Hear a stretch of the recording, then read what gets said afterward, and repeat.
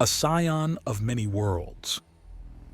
There was soft, blanketing darkness at first, gentle and drifting, a sensation that stretched out to eternity that seemed to embody the concept of rest itself. Then there's a sensation of awkwardness. Things just aren't fitting together and he can't open his eyes. He lets out a moan as apparently he's exhausted beyond belief and then jerks as his voice comes out trilling and unfamiliar. He's in a tight corridor, and he can only hear some kind of scratching at a distance.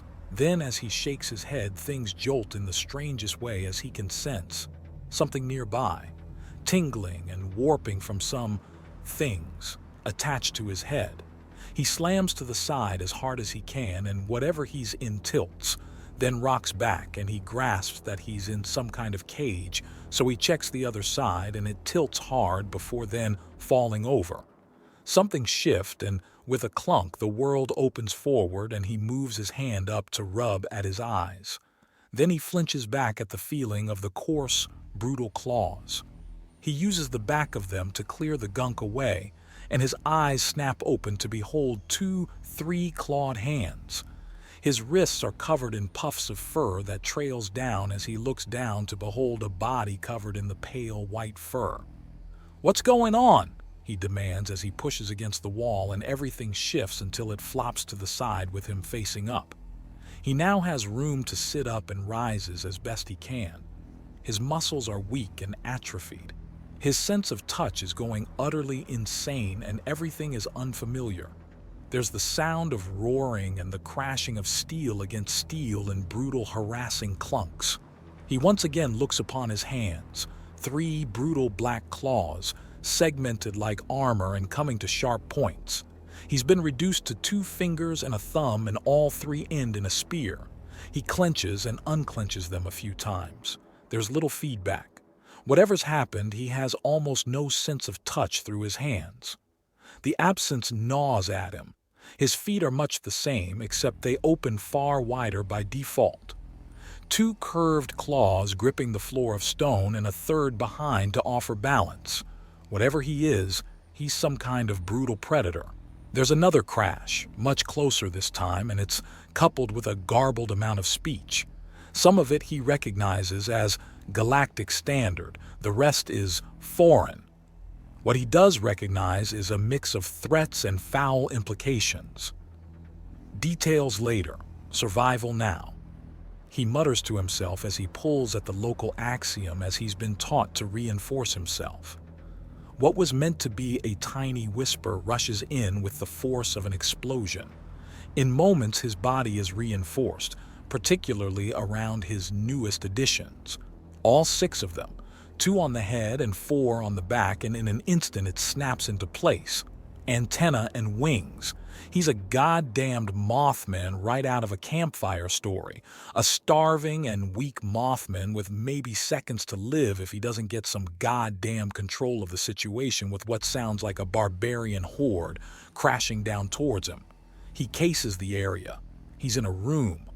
There's a slight sway to it that he can now feel with his fully activated antenna. In fact, it gives him an almost radar-like sense with a heavy focus to energy. There are some batteries nearby, and he can sense the magnetic flow around the nearby ferrous metals. The largest snarl of power is a small group in a larger crowd of people, parting them like the Red Sea. Energy weapons, he's sure of it. The room he's in is large and ornate with large pillars around the far wall in a circular pattern. From the looks of it, the room is an ostentatious balcony that's been boarded over in a hurry, maybe even a place of worship that's now closed for some reason. A horde of knickknacks and assorted junk are all over the place. Most of it seems to be made of glass, some of cloth, and there isn't much metal in any of it. Unfortunately, while he does know how to rebuild things with Axiom, he needs to have the appropriate materials, which leads him to the pod. And while the pod is undoubtedly a great source of materials for anything he could need, it's also his biggest clue as to what in the actual hell is going on, so he's naturally reluctant to damage it. Another crash, and he can sense the burbling madness get closer. He considers the wings, but That's not going to work. He needs time to practice and experiment. Flying isn't something you just do.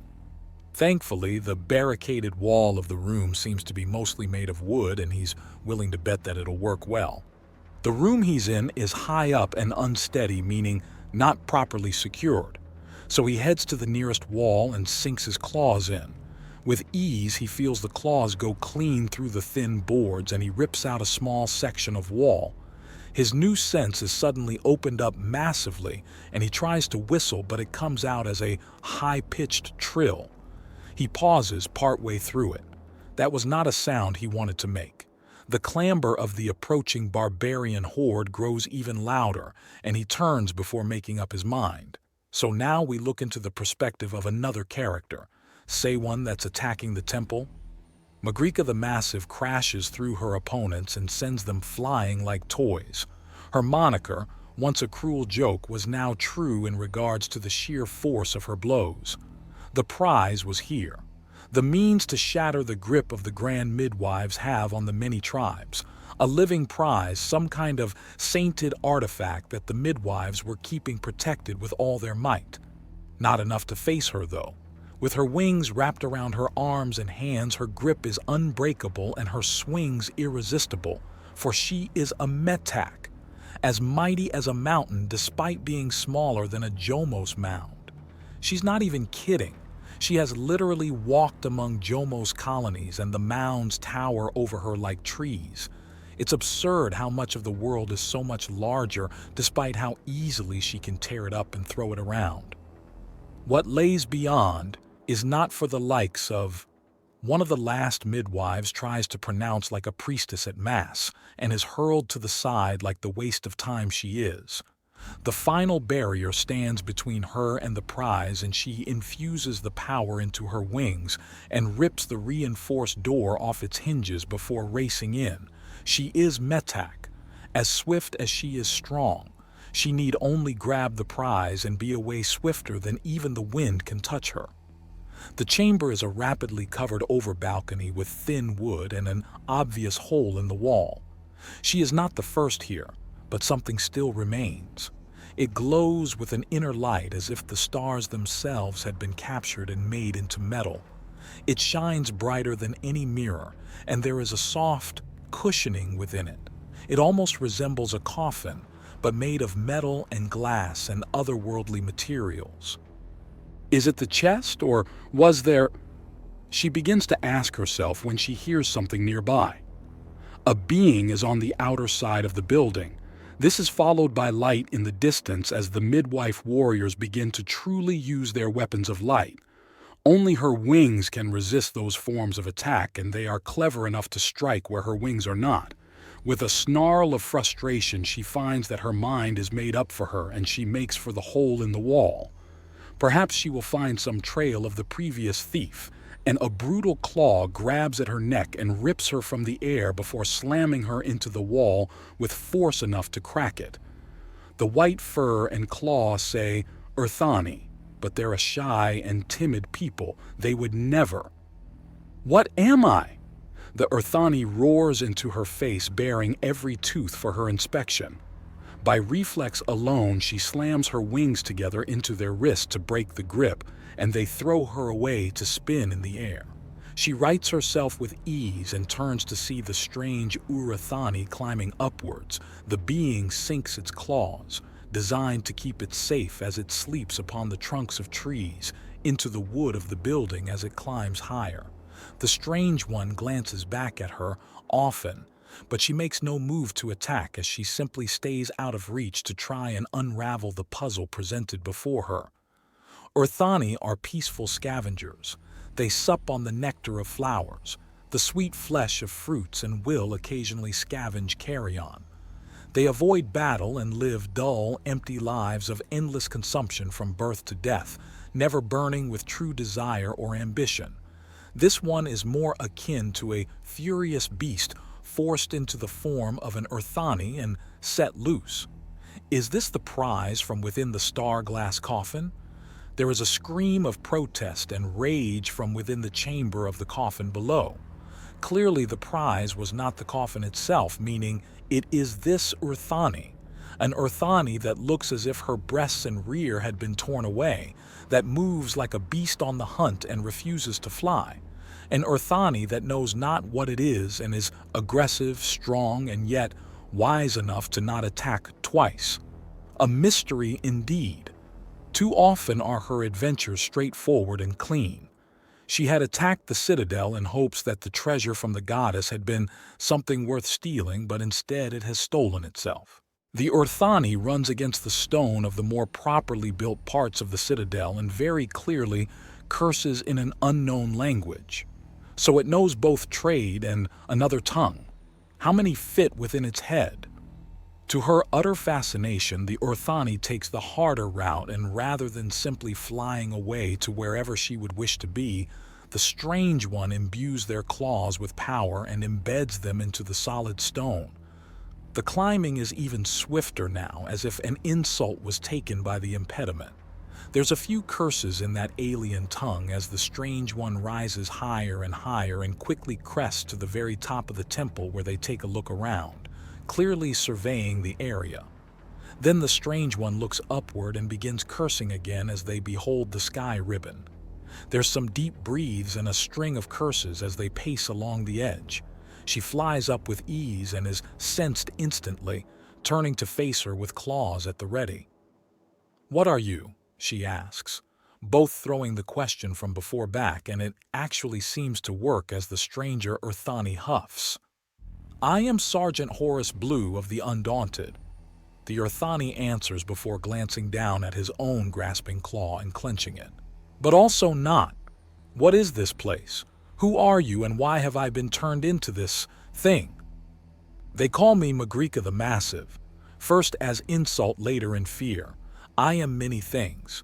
This is the top of the Western Citadel, a temple of the Grand Midwives, those whose magic breathes life into the wombs of women so that there may be another generation to come.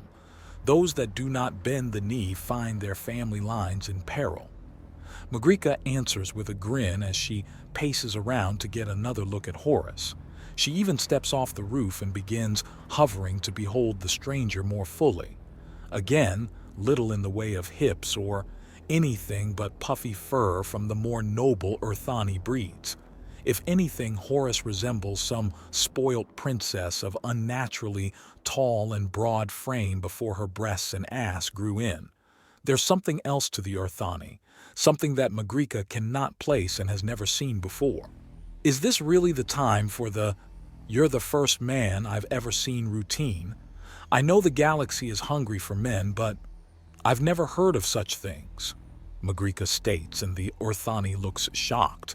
Then their expression steels itself. Of course, that would be how midwives would control a large area. They must be changing things to prevent men from being born. "Men?" she prompts, and he sighs as she lands to the side. He takes a step away, wisely not trusting her. "If a woman is the one who carries the child and nurtures it to the fullness of size, then a man is what plants the seed. I am not the one to explain, though. My people, my true race, the human, we come from the black void beyond what you would consider life. Except now, I am this thing," he says, and she struggles to understand. What can live beyond life?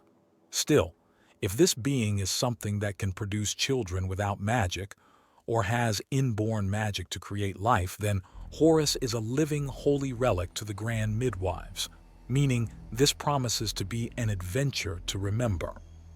"Urthani," she answers, and Horace looks at her oddly.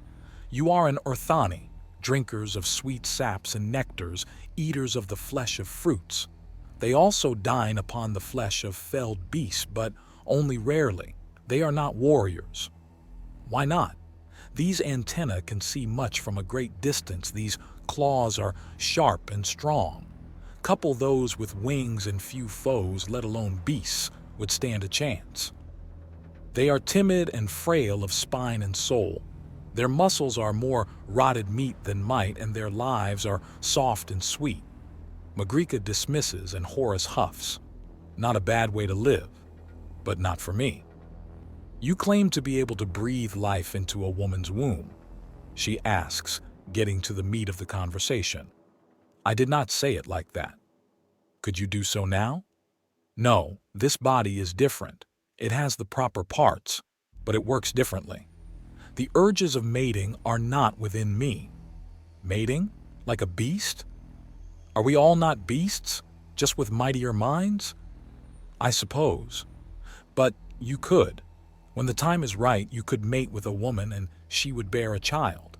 Yes, he answers, and she smiles. This is going to be good. Not only will this be a story worth retelling, but the sheer amount of chaos this would bring to the world would be glorious.